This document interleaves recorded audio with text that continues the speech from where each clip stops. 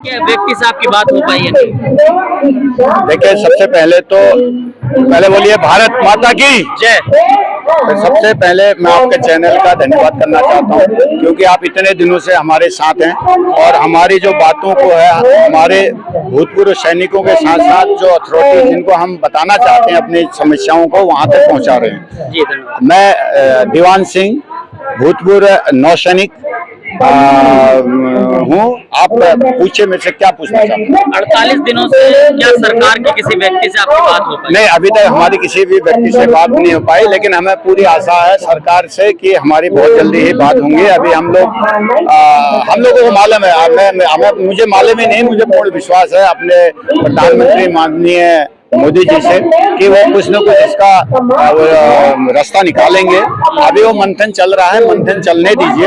आज कोई बात नहीं है, वो भी हमारा टॉलरेंस पावर देख रहे हैं, वो भी हमको देख रहे हैं कि भाई सैनिक कितने दिनों तक अपना आपा खोते हैं, लेकिन अब हम लोग अपना आपा नहीं खोएंगे। हमारा आपा इतना जल्दी खोने वाला नहीं है। मैं भारतीय नौसेना से हूँ। हम समुद्र में अपना आपा नहीं खोलते हैं, जहाँ पर हमको दूर दूर तक पानी के अलावा और कुछ दिखता ही नहीं है। ठीक है ना? ये तो, और ये जो सरहद में जहाँ पर इनको अपने आर्मी के जवान, एयरफोर्स में जहाँ पर बर्फ होती है, जहाँ पर इनको बर्फ के अलावा कुछ नहीं होता, अकेले वहाँ आपा नहीं खोते हैं। तो ये तो आपा खोने वाला कोई मतलब ही नहीं है। हम डटे रहेंगे जब तक हमारी विसंगतियों का समाधान नहीं होता। समाधान के चाहे समाधान हो न हो, लेकिन हमारी विसंगतियों को सुने, हमारी विसंगतियों को सुने, ताकि उनको लगे कि यस, विसंगतियां सही है। भूतपूर्व सैनिकों की जो ये बातें हैं वो बिल्कुल ठीक है, तो वो हमारे इन बातों का संज्ञान जरूर लेंगे। अभी हमें 3 तारीख को बहुत सारे पूरे हिंदुस्तान के अंदर अपने अपने डिस्ट्रिक्ट में अपने अपने डीएमओ को ज्ञापन सौंपा है, तो उसमें हमने भी सौंपा। मैं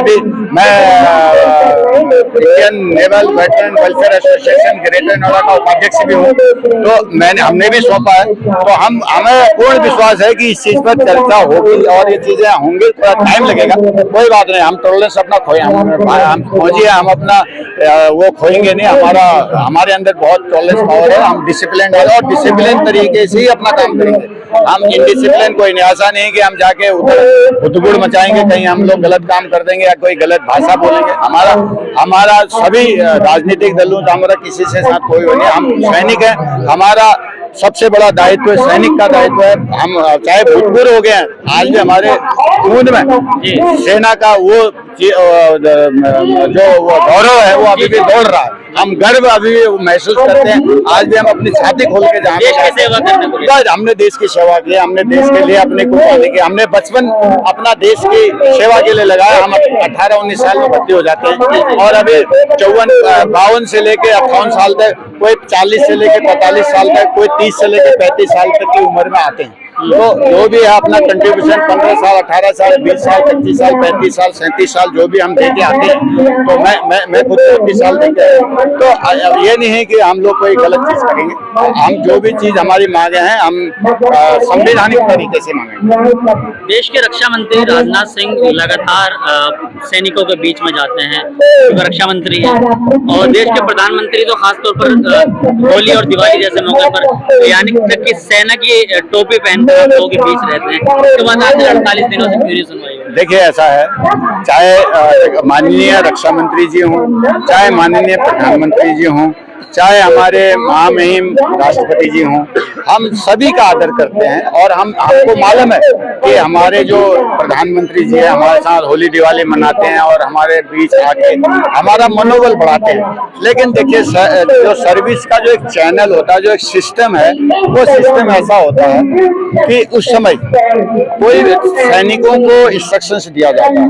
सैनिकों को इंस्ट्रक्शंस दिया जाता है कि भाई तुम ये बोलोगे, ये नहीं बोलोगे। तो जब हमको देखो, हमें ऑर्डर फॉलो करना है। हम तो भैया क्राइटेरिया होता है, मतलब नहीं, देखो बिल्कुल, देखो हमें ऑर्डर को मानना होता है। जैसा हमको ऑर्डर दिया जाएगा वैसे। अगर हमसे प्रधानमंत्री जी या माननीय राष्ट्रमंत्री अपना रक्षा मंत्री जी अगर आगे पूछे कि आपको क्या परेशानी है, तो अगर हमको छूट मिली होती तो ये सब चीजें आज नहीं होती, ये पहले ही खत्म हो जाती है। ठीक है नहीं? तो ये सब चीजें इसलिए हुई है क्योंकि नहीं, कुछ चीजों से हम बाउंडेड है। कुछ रूल रेगुलेशन हम बधे हुए हैं। हम आपके साथ अभी आ रहे हैं, बट हम अगर ये टीवी के या मीडिया के सामने हम डरते होते कभी नहीं आ सकते, कभी नहीं आ सकते।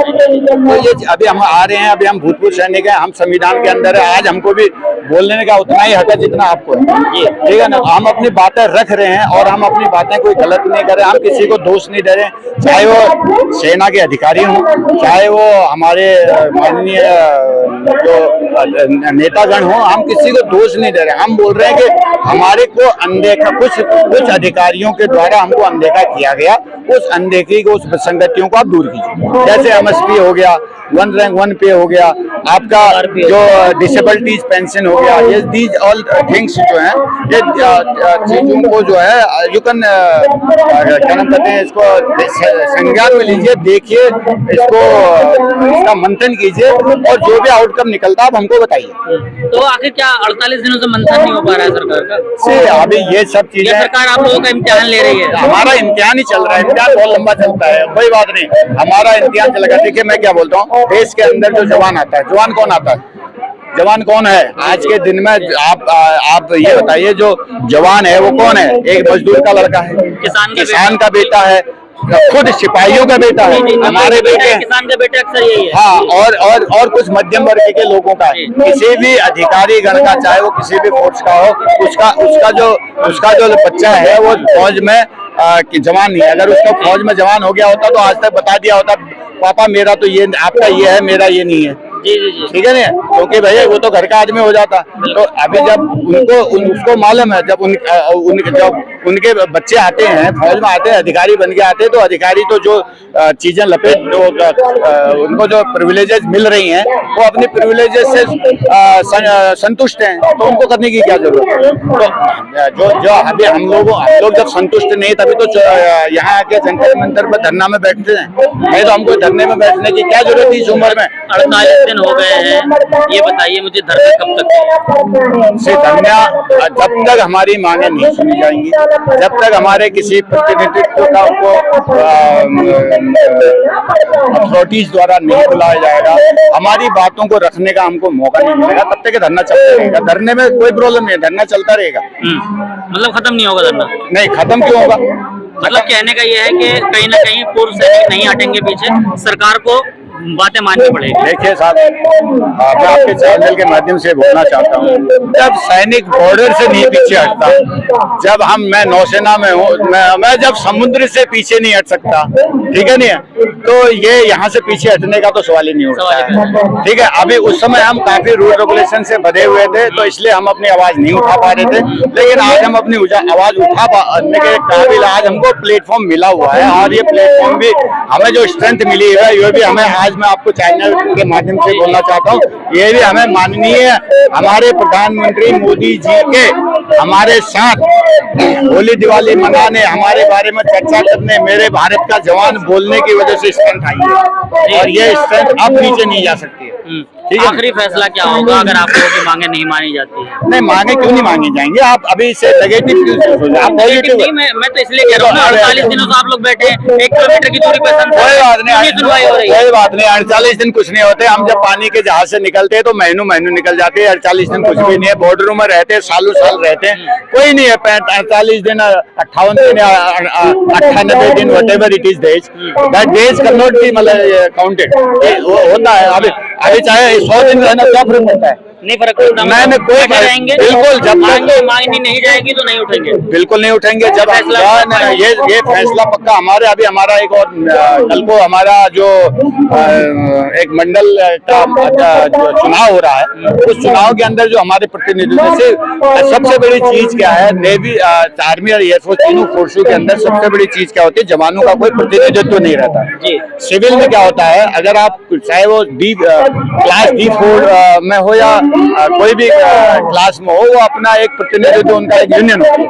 पर डिफेंस के अंदर ये सब चीजें नहीं होती हैं। हम अपने प्रतिनिधित्व, अपने अफसरों को मानते हैं और हम अपने अफसरों का विश्वास करते हैं, लेकिन उन्होंने कहीं नहीं कि हमको पीछे धकेला, हमारा विश्वास तोड़ा, तो आज हमको उनकी वजह से यहाँ पर आना पड़ा। तो अब हम जो भूतपूर्व हैं, अपना प्रतिनिधित्व बनाएंगे, जो हमारा प्रतिनिधित्व होगा वो अपनी बातें राष्ट्रपति, जो अपना प्रधानमंत्री, रक्षा मंत्री और राष्ट्रपति तक पहुंचाएंगे, और उनके बाद जो उनका मंथन होगा, जो उसका आउटकम निकलेगा, हम उससे संतुष्ट रहेंगे।